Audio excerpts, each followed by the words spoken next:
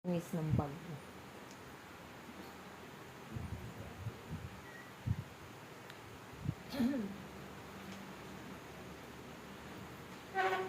Sing hallelujah to the Lord.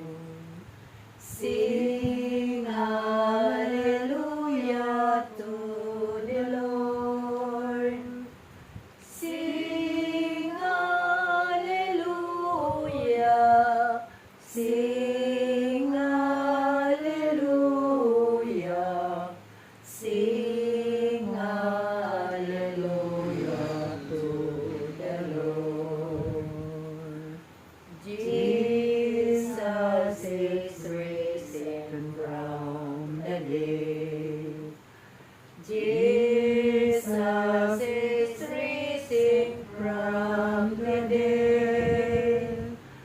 Jesus is risen. Jesus is risen. Jesus is risen from the dead. Ang mabuting balita ng ating Panginoon ayon kay San Marcos. Papuri sa iyo, Panginoon. Ang tanong tungkol sa muling pagkabuhay. May ilang Saduceo na lumapit kay Jesus upang magtanong. Ang mga ito na ay nagtuturo na hindi muling mabubuhay ang mga patay. Sinabi nila, Guro, isinulat po ni Moises para sa akin. Kapag namatay ang isang lalaki at naiwang walang anak ang kanyang asawa, ang kapatid ng lalaki ay dapat pakasal sa biyuda upang magkaanak sila para sa namatay. Mayroon pong 7 magkakapatid na lalaki. Nag-asawa ang panganay, subalit siya'y namatay na walang anak. Pinakasalan ng dalawa kapatid ang biyuda, subalit namatay din ang lalaki na walang anak. Ganun din ang nangyari sa ikatlo. Isa-isang napangasawa ng babae ang 7 magkakapatid.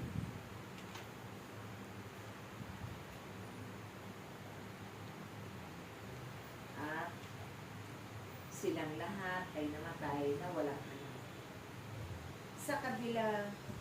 Sa kahuli-hulihan, ang babae naman ang namatay.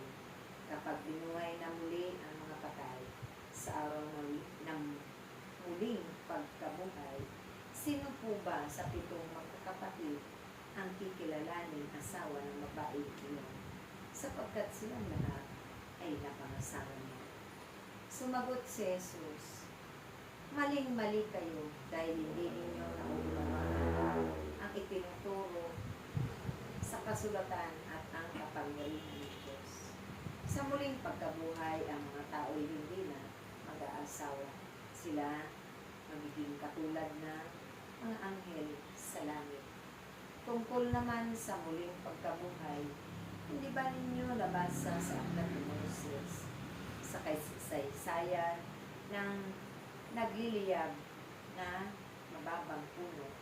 Ang sinabi ng Diyos sa kanya, ito ang sinabi niya, ako ang Diyos ni Abraham, Diyos ni Isaac at Diyos ni Jacob. Ang Diyos ay hindi Diyos ng patay, siya ang Diyos ng mga buhay. Talagang maling-mali kayo. Mga kapatid, ito ang mabuting balita ng ating kaligtasan. Pinupuri ka na ng Panginoon. Sing